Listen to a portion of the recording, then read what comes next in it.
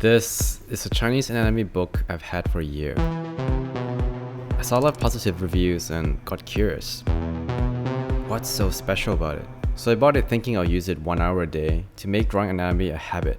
That lasted 5 days, which is longer than usual because these are all the other books and courses I've left unfinished.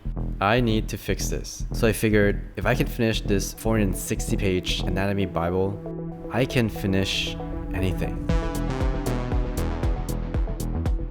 Now the last time I did an anatomy study was in 2023, and all I remember was drawing a bunch of boxes in perspective. It was horrible, and I'm glad we're not doing that again.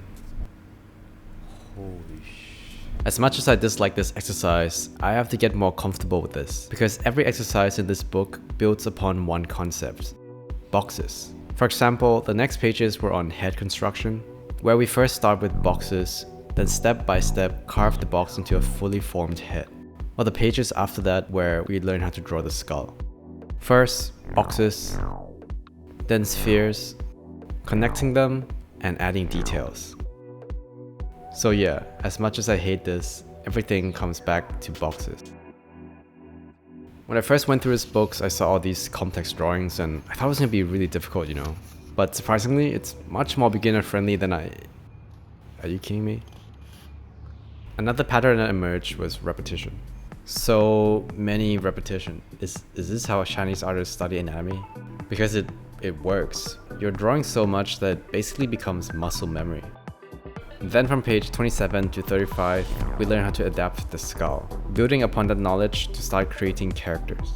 I'm really liking how everything is connected together, from cubes to head to skulls to character. And I'm guessing it keeps going until you can draw the entire body. And that was my day one experience.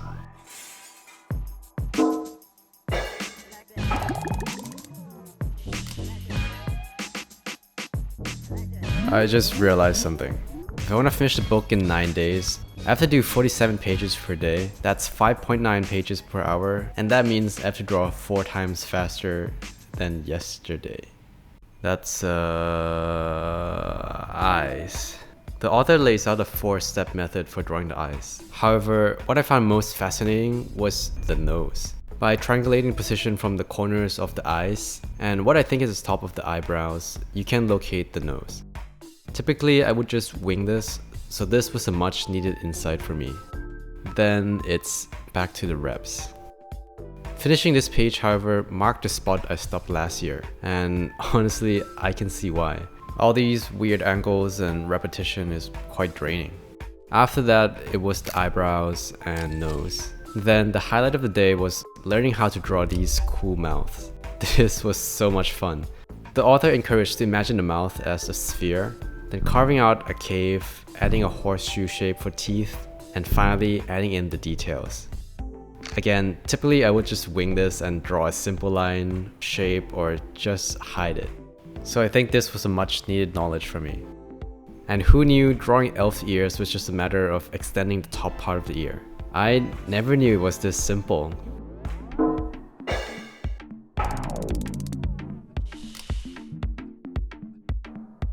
Expressions is what we're doing today.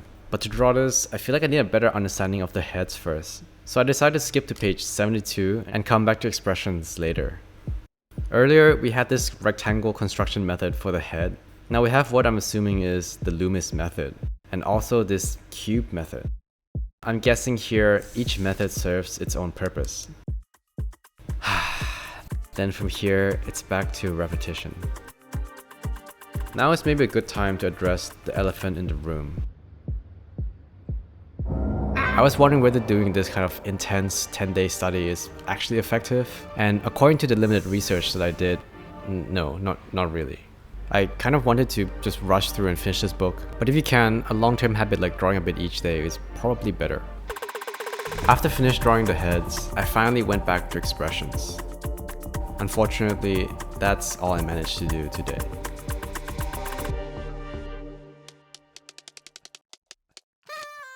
I did 5 pages today. That's okay, that's okay. I'll just have to draw more tomorrow. Just draw faster, draw more, draw... Wait, I got an idea. You know that video by PewDiePie? The one where he improves his skill in a year? I've always wanted to try it. Wait, not this one. This one! I needed a break.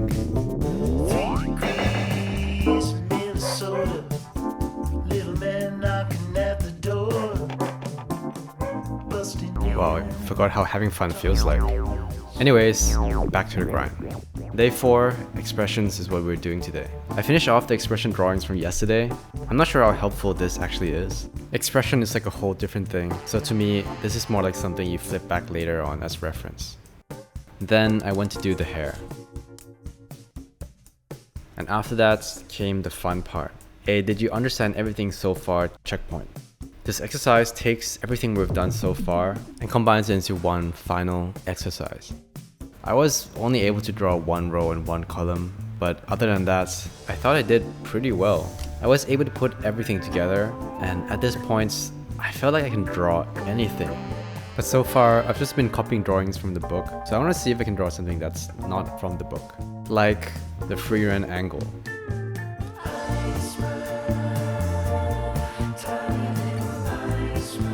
We did this weird angles and even learned how to draw elf ears, so it felt like the perfect setup to do this. And the result is not perfect by any means, but I'm just surprised I drew this.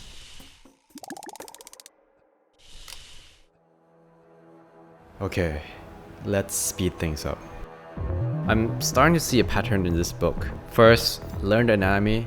Second, simplify it. Third, draw them until it becomes muscle memory. Anatomy, simplify, repetition. All the while connecting and building upon previous knowledge. I'm not sure if this is the same with every other anatomy book or whether it's the characteristic of Chinese way to study anatomy, but it's so effective at nudging you forward, like a really smooth escalator taking up each level without you realizing. And before I knew it, it took me to levels I never knew I could reach. For day 6, I made a move from digital to pencil and paper. I was watching other people's art journey videos and it made me realize how bad I am, but also how I'm too much of a perfectionist. Everything you see so far went through an unhealthy amount of liquefy and undos. It doesn't actually represent my real drawing ability. So I thought it would be a good idea to change to physical medium to help me face my weakness. This is so bad. This is so bad. Well, at least drawing on paper is so much faster, right? Oh, this sucks. Why did I do this? Oh, I'm doing like 1 page per hour. I don't think I finished the book, man. The last few days went by like a blur. I did arms, legs,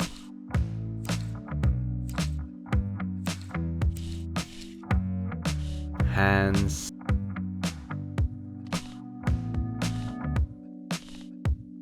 feet.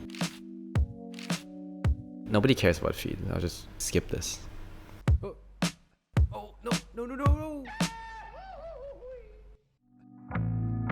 I wasn't really thinking anything. I didn't really care about quality. At this point, I just want to get this done. Despite that, on day 10, I knew I couldn't finish the book. And to put salt in the wound, it feels like I was better 3 years ago. Nevertheless, this book left quite an impression on me. It makes you learn the complex stuff first, simplify each part, and finally, repetition, and repetition. It's just, I kinda lost enjoyment along the way. You know, why can't drawing be like this dino? It's just so dynamic and so much fun compared to something static. Wait, dynamic? Something dynamic.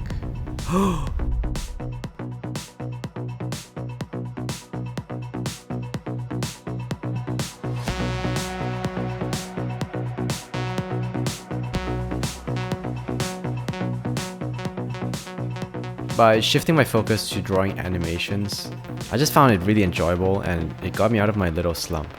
So I thought, instead of forcing myself to finish the book, what if instead I try and apply what I learned so far into one final animation?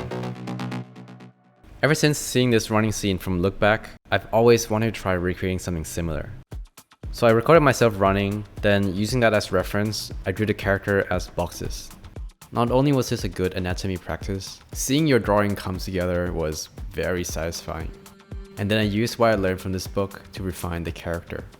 Look Back's animation was very stylized, so I didn't have to focus too much on getting each details perfect. I did, however, have to focus more on trying to get the perspective right. But the hardest part was definitely the timing.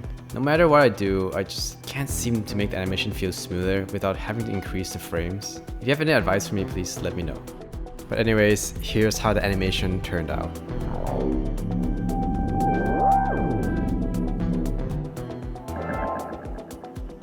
I feel like this whole video was very messy, but I hope you got something from it.